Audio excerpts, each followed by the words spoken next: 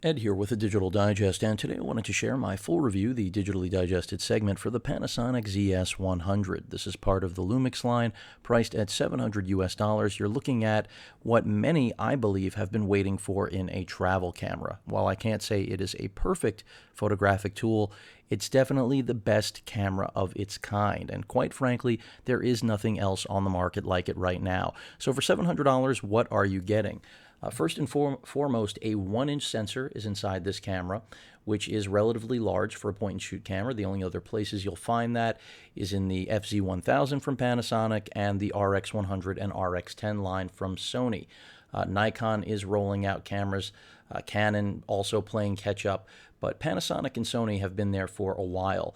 On top of that 1-inch sensor, you've got a 10 times optical zoom, a Leica piece of glass, variable aperture, so it's not as fast as what you'll find on Sony's competing products. But again, Sony doesn't really have a true competing, I would say, camera with this model in particular, which is what makes the ZS100 a winner for many consumers out there that have been waiting for something exactly like this. So beyond the 1-inch sensor and the 10 times reach, the 25 to 250 that you see denoted right there on the lens, you also have a built-in flash, UHD video capture, a touch screen, for those of you wondering, an EVF. You also have post-focus capability, so after you shoot a still, you can actually select, if you have that feature turned on, what you were attempting to focus on if the camera happens to miss it. And it essentially takes several shots in order to give you or accommodate you when it comes to selecting your point of focus with the touchscreen on the camera itself. An impressive feature, but something that obviously could be done in post if we all took 4 separate shots, 4 separate frames around what we were shooting, which is ridiculous, which is why Panasonic felt it was something they could build into the camera. I do like the identity that the ZS100 embodies because, again, we have nothing else like it on the market right now. It's almost as if Panasonic looked at Sony's RX10 Mark II and said, we can make this, the size you're looking at here, pocket friendly. And while, Sony does make great cameras, again, nothing else is out there that will match what the ZS100 can deliver, which is really great focal range if you desire that flexibility of 25 to 250 in a pocketable form factor with a very good sensor. Now, I will tell you the biggest drawback to this camera for me personally is the fact that the screen on the back here does not articulate, no tilting screen, and that the EVF could definitely be a lot better. In fact, Panasonic uses this same quality EVF on less expensive cameras. So I think really that has to do with, Panasonic had to find a way to get this camera down to $700 as opposed to putting it up, at $1,000 or over that, as other competitors like Sony tend to do with 1-inch based cameras these days, like the RX100 Mark IV and the RX10 Mark III that is going to be coming out in May. And these are some of the corners they had to cut. So first and foremost, build quality. It's solid, but it's not built like a tank. It does not have weatherproofing. You're not going to feel the same sort of build quality you will with other products. Again, even though there is really no direct competition. Second biggest flaw, in my opinion, is that EVF. Really, the quality that it delivers is something that will only find or you will likely only find suitable in situations where you literally cannot see the screen, and it's a poor substitute at that. And then last but not least, it's great that we have a touchscreen, and the touchscreen does operate as desired, but to not have it articulate or move is really unlike Panasonic, except for something like the LX100, which I haven't mentioned in comparison to this camera, even though it's priced at $700 US, because, again, shorter focal reach, but it does have a micro four thirds sensor. So that camera actually is more of a direct competitor to the RX100 Mark IV, but it's significantly larger. So the landscape really has been defined by Panasonic and Sony when it comes to bringing point-and-shoot cameras back into the forefront of what general consumers are interested in. After all, most people that are not photographic-centric, that aren't looking for a camera like this or the RX100, FZ1000, RX10 are satisfied with using their cell phone. And there are a number of reasons for that. Primarily point-and-shoot cameras have not been game changers anymore, except for the ones that I've mentioned in this video. The bridge camera is back in full effect, and now we have a travel camera that redefines that category. So, manufacturers like Panasonic and Sony have recognized that the only way to capture consumers, I'm not trying to be cute there, and bring them back to the point-and-shoot realm of at least thinking that they need a camera beyond what they have on their smartphone of choice, is by delivering features and quality you simply can't find elsewhere, and at prices that also make them appealing. And that's exactly what the ZS100 does. It undercuts everything and anything that you could think of with Sony and gives you more flexibility. But as I've mentioned, there are some things that I wish were better. Now, when it comes to autofocus speed, it is solid.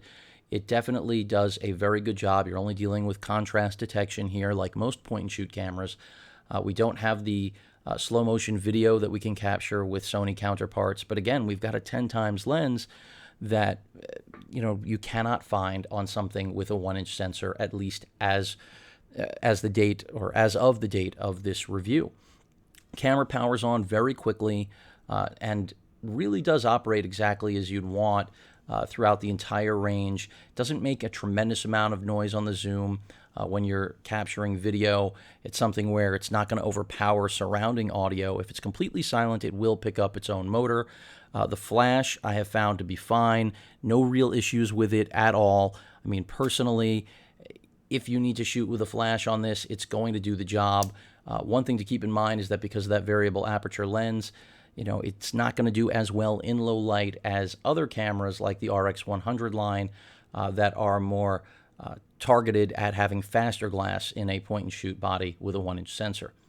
But again, having the 10x lens, I think, is far more attractive for the general consumer that this camera is actually directed at, because when you think about basically a bulletproof option for a family, this is it right here. One camera that can do basically everything. Capture great stills, great video, UHD, and 1080p as well in MP4 format and AVC HD.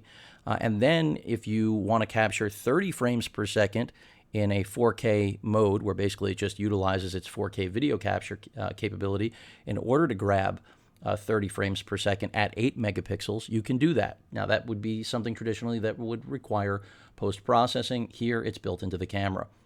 And as I've mentioned in my update on my experience with this camera, that's part of what Panasonic is trying to do in terms of representing their identity with this, as opposed to what Sony's done, with the slow motion video, the stacked sensor, completely different approaches. This camera does have Wi-Fi, time-lapse, all that good stuff. There is no marketplace like Sony has, but really that's going to be, I say, for most consumers, not a selling point to begin with. It's going to be all about what you plan to do with the camera, and that's where this thing excels, which is delivering on that 25 to 250 range. Now, at the end, both extremes, I'll say, of the lens softness is there. And I think the biggest critique of this camera right now is that people wish that the Leica glass in here was sharper. What you have to realize is that a 10 times optical zoom like this inherently is not going to give you the sharpness that I think many would like to see. In the same vein, since there is no competing product, I think that makes a big difference. Now, just to show you some photos I have right here, and give you an idea of what the quality is like when we get in close. You can see right now we're at a 4x crop. That's Rue, my boy. Zoom in even more. Now we're at an 8x crop, and things are still looking sharp. And that's what's great about this camera. That 1-inch sensor in good lighting is going to deliver exactly what you would expect. And that isn't something I could ever say about a camera with a 10x lens. And I said it at the beginning of this video. I'll reiterate it again. It's almost as if Panasonic looked at Sony's success with the RX10 and said, well, what if we made that pocketable? Would we have a home run? Granted, we wouldn't necessarily have the same fixed aperture as fast a piece of glass, but look at the form factor difference. I mean, I don't have the RX10 or RX10 Mark II or 3 here to show you, but it's 5 times the size of this camera. It's a bridge-style camera. And here we have something pocketable that, in my opinion, is a game changer.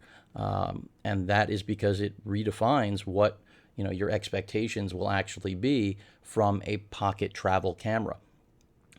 Now we're going again to that 4x crop and all the way now to 8x, 8 times. and the detail is still retained fairly well. I mean, when we get really close, things are going to change, but I am really impressed with what the ZS100 can do. It is not something that I've ever expected out of a pocketable device. And that's really the key difference with this camera as opposed to many others on the market. Play a little video for you right now. And that's another thing this camera does well. Sometimes I forget I've got the touchscreen, is that, if you want to make a still, it's as simple as hitting a button, pausing it, and then creating a still from that video. So even if you don't do the 30 frames per second to grab the 8 megapixel still, that mode that's designated right here on the camera, you can always do that directly from the camera itself. And that's really what makes this very, very unique. And, it's not a new feature by any means, but still an impressive one. And, the cropping and all the things that this camera can do are inherent because it does have that 1-inch sensor. So it's got something special on board, and it makes sense that as a result, you can do things that traditionally you just couldn't do. Another video. And the touchscreen is really a welcomed addition. I do wish that it could tilt, swivel, articulate, but this is very similar to the LX100. That's what it reminds me of, is that you just don't have that capability with this camera, but it's something that I think most of you are going to be more than happy to live with because of its overall quality and, again, pocketability. It's the best compromise out there, and that includes the Sony RX100 Mark IV. The Mark IV is $950 and just isn't going to deliver the flexibility that this camera will. Will it outperform it in low light? Absolutely. Does it have better build construction? Absolutely. Better EVF? Yes. And it does have the slow motion video if you want it. But otherwise, this camera can simply do things that the RX100 line can't. And that's because it has a much broader breadth of focal range. And I think that is something that will appeal to the masses, and that's exactly who Panasonic wants to sell this camera to. So if, like me, you've been waiting for a camera with a little more zoom than what the RX100 Mark anything has ever offered, from the first gen to the fourth, that's exactly what Pani has done here, and I give them a tremendous amount of credit because, again, it's going to make, it already makes me wonder whether or not Sony is going to try to match this, because, after all, they don't have anything really right now out there. And we know the identity of the RX10 is changing because now we've got the Mark III coming in at, with a lens that's 24 to 600, but no longer as fast a piece of glass. So that's where things change. Overall, there's going to be very little you're going to find that you're going to dislike with this camera. Stills, video, it's going to get just about everything done. And at $700, I've seen some people complain about its performance when it comes to, whether or not it can deliver really tack-sharp images. And the reality is that in its feature set, in its capability, within the realm of reality, it does deliver those things despite its 10x piece of glass there not being perfect. A lot of people have said for $700 they expected better glass on this camera. In my opinion, for $700, I would love to be shown a camera that will outperform it ounce for ounce. And that's where you can't really make an argument, because even though I mentioned before you can buy the LX100 for the same price, the LX100 is significantly larger. It is not a pocketable camera. In fact, it's more comparable to the RX1 or RX1 Mark II, which of course are much more expensive cameras, but the form factor is more comparable. They still require a bag. It's not something you're going to get into a small case and put in your pocket.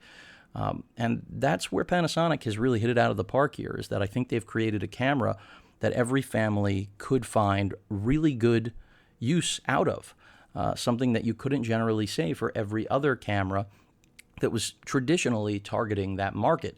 Whether we talk about something like the RX100, which I have been talking about, I have reviewed, a favorite of mine, articulating display is also a big factor in preferring it besides the higher quality EVF. You also don't have to worry about 4K overheating with the Panasonic. Here in the Sony offering, 5 minutes is the cap recording time, and after that, even sometimes within that time, I get overheating. I've mentioned this in previous videos.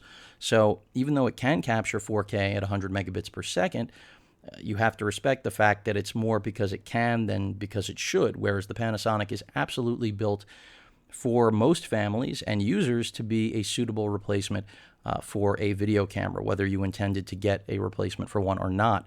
15-minute clips here, again, 5 here in UHD. Different containers. We have AVC, XAVC-S as the container with Sony, which it has been since Sony has been putting out 4K products. Panasonic sticking with MP4.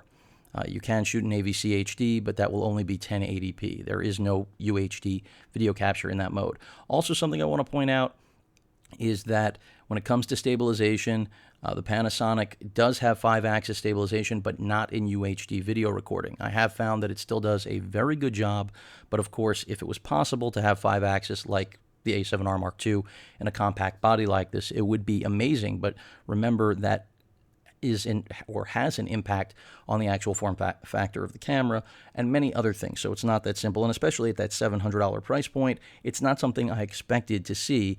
Panasonic has broken enough ground by changing expectations for a travel point-and-shoot pocket camera. Also, the pricing level, even though I've mentioned what I don't care for about the ZS100, it still, again, comes nowhere near the RX100 line, at least in its current generation. And I'm sure we're going to see a refresh on the RX100 from Sony in the near future because this camera did come out a while ago. It's not, a brand new product anymore, and I'm hoping that Sony does answer Panasonic's ZS100 here with a RX100 Mark V that has, of course, longer reach and also has, 4K video capture without compromise. That is something that I can hope for. Now, I just brought out the HX90V because this is another example, something at least where I'm torn. And I say that because the HX90V was a $400 camera when it came out, a significantly smaller sensor than something like the ZS100, but it has a 30 times lens. It also has the articulating display that I wish the ZS had, where it comes all the way around for self-portrait, just like its sibling, the RX100 Mark IV. It has a better EVF. In fact, it lends most of its design cues from the RX100 line, which is a really good thing. It's just smaller. But no 4K video. Sony is refreshing this camera right now. I'm not sure if I'm going to review it or not, but basically very similar sensor, but now we will have UHD video with that 30 times lens, and that is on the 90V successor. For me, the reason this has become a little bit of the most compelling comparison is that even though this camera's $700 and this camera's $400 or less because it's now being discounted, because it's getting close to being discontinued, Sony just introduced a less expensive 80V model that does not have UHD video, as far as I know. That is the principal difference. But it comes down to the fact that even though this is only a 10 times optical zoom, and here we have a 30 times piece of Zeiss glass, the larger sensor here really does accommodate or make a clean trade-off, for me at least, with the cropping capability of that 1-inch sensor as opposed to the smaller sensor here in the HX90V. So 18 megapixel sensor, 20 megapixel sensor, but again, bigger sensor in the Panasonic. So even though you only have that 10x reach, it's really significantly more when you take cropping into effect. In video, for example, it does have to crop that sensor. It starts at 37 rather than 25 to 250, and I believe the 37 tops out at 337, something around there. But I've turned on Panasonic's intelligent rather than digital zoom feature, and I've gotten clean UHD video, zooming all the way out to over 700 millimeters. If I do that with this camera, it's just, it's clean, but it's not going to look as good as the Panasonic cropping off that 1-inch sensor. So that tells you a lot. And also both have similar glass because they are, wide range zoom lenses, even though one is 10x and one is 30x. They aren't similar to what's found in the RX100, where we're getting a significantly faster piece of glass. I mean, f1.8 to 2.8, whereas here they are completely variable, starting in the 2s but going all the way up to 6, basically. And that, of course, is going to affect what kind of results you get both in still and video. But for me, the real question has become whether or not to sell the HX90V and let the ZS100 take its place, because even though it's a little larger, it's definitely more feature-rich, and I really don't want to carry around any cameras anymore that don't have UHD video. Now, I know still is the primary focus for the majority of you that purchase a camera like this or anything else that I generally review. However, we're at a point where any manufacturer that doesn't give us 4K video capability, I've got to wonder what their angle is. You know, what is the reason that they're trying to avoid delivering that sort of performance?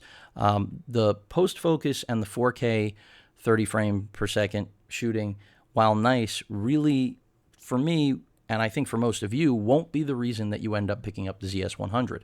It'll simply be because, again, every option that's similar is more expensive and actually less feature-rich. But if you do not care about the extra optical reach, then definitely the RX100 Mark III, I won't necessarily say Mark IV, even though it's the only 4K capable model, you may not care about video, is the way to go, because they all will outperform this when it comes to general still photography in the limited range that each RX100 lens has to offer, especially the Mark IV. When it comes to low light, this camera really is much, much better than the ZS100. But I don't think low light is necessarily what everyone is after, and that's why the ZS100 is so compelling, because it brings together everything, again, that a travel camera should be, but it drops the weight that we expect from a bridge-style camera. And that's what's amazing about the ZS, is that traditionally, or at least in the last 2 years, the only way you could get this performance was in a bridge-style camera or jumping up to an interchangeable lens system. Panasonic has decided for $700, even if it doesn't have a tilting screen or a great EVF, they could put everything into one package. Battery life here is pretty solid, over 300 shots. Mixed usage, you'll do fairly well, but you know, it does depend on how heavy you're going to be with video, how heavy you're going to be with still. If you're more video-centric, you are going to eat through those batteries more quickly, no question about it. It'll also be really interesting to see whether or not Panasonic ends up putting out a successor to the FZ1000. Right now, it doesn't appear to, be on the horizon, but hopefully they do, because now with Sony coming out with the RX10 Mark III next month, Panasonic does have legitimate competition, even though there is a staggering price difference. One is retailing for $700, the Panasonic, the Sony will be $1,500. So that's a very big price gap, but if what you're after is telephoto capability, the Sony is the new king of the hill. And I'm not even going to include the Nikon offerings, because, quite frankly, if you dip into Nikon's realm at this point, I think you're a guinea pig. Whereas with Sony and Panasonic, you are dealing with manufacturers that have been doing this, specifically the point-and-shoot game, right for years, and they are the ones that have set the standards for the rest of the industry, which is why we're now seeing Nikon finally answer with offerings, which, by the way, aren't coming out till the end of, or I think it's the end of June. That's when the 500mm 1-inch sensor camera launches. And so it really comes down to, do you need a camera now? And if so, how much do you care about the length of its focal reach? If that's important to you, and I wouldn't really recommend any point-and-shoot camera with less than a 1-inch sensor at this point, because they are becoming more affordable. Look at this camera. It's feature set, $700. It's going to go on sale. It'll take a while. If you look at Panasonic pricing historically, they hold up quite well. They don't have the broad appeal that the Sony cameras do. They don't get as much attention as the Sony cameras. They do in the interchangeable world, but not in the point-and-shoot one. And I think this is one of the first cameras that Panasonic's put out that really could get them that attention if this was marketed properly. Right now, I know most people didn't even know it was coming out, so that says a lot about Panasonic not being on top of marketing, even for their clientele that really do look for their products. But overall performance on this camera has been great. The touchscreen plus buttons, a nice added bonus coming from me, who is traditionally used to using physical buttons with Sony menus. As far as the layout of the menu, I thought it was cleaner than the Sony. I'll run through it quickly again for those of you who haven't seen it. But, how much cleaner? That's really a matter of personal preference. I don't think it's, that much cleaner. It's just a matter of, what you're accustomed to. And when it comes to using a camera like this, I think everyone, no matter which manufacturer they choose, is accustomed to different menu systems. So it becomes kind of like sense memory, and that's what it really boils down to. If you're used to using a Panasonic camera, then you're going to have absolutely no problems at all adapting rather to the menu system here. It's what you're already used to, which is a good thing. And the touchscreen definitely makes it easier to jump from each tab rather than having to scroll with a wheel like Sony traditionally would have you do. Wi-Fi performance on here has been fine. I have no complaints about that. Of course, you do have, I wanted to point out, a panorama mode as well as different scenes if that's what you're after. The different scenes that populate right there. You can see there are quite a few, but these are really the gimmicks of the camera world. And that's why, to me, this isn't even part of what should help you decide whether or not this camera is right for you. It really boils down to quite a bit more than that. And just to give you an example of how quickly it'll lock on something, right now, you can see it picking up the RX100 pretty much instantly. There are other cameras there in the background, getting a little tighter. It's hunting a little bit more. And that's the whole point. When you get into the telephoto world of what this camera can do, hunting begins. And that's because inherently with a telephoto lens like this, you're going to get less performance, even though you have a broader focal range. This has to do with how close I am to the camera itself, though. That's why we're having a problem. I'd have to actually bring it out. Now we're locked on, as you guys can't see. But yeah, it's fairly simple. I mean, the camera does a nice job, and I have already told you its flaws. It really comes down to its build quality, EVF, and lack of articulating screen.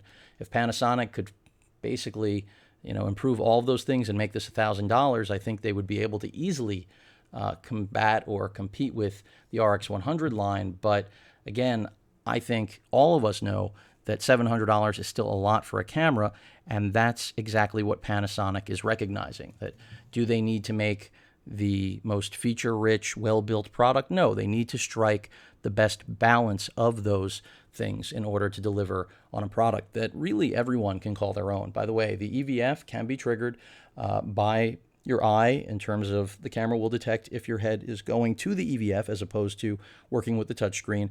You can also turn that on and off so that you're not dependent upon the sensor. If you're left eye dominant like myself, your face will tend to touch the touchscreen a lot, so that's the reason for that switch for those of you that are wondering. But overall, I easily can recommend the ZS100. Again, this is probably the best travel camera on the market right now, other than the RX100 Mark IV, but that really boils down to whether or not you actually care about the focal reach of the ZS. But remember, even if you don't care about that extra reach of the lens and not as good low light performance, remember that you won't have the 4K overheat problems and limitations that the RX100 Mark IV leaves you with. So that pretty much wraps up my full review. The ZS100 is a winner. Kudos again to Panasonic for doing what no one else has, which is basically shrinking a bridge camera into the form of a pocketable, point and shoot, both still and video imaging beast. Any questions or comments, please feel free to post them. Hit that like button, and as usual, please subscribe. Later.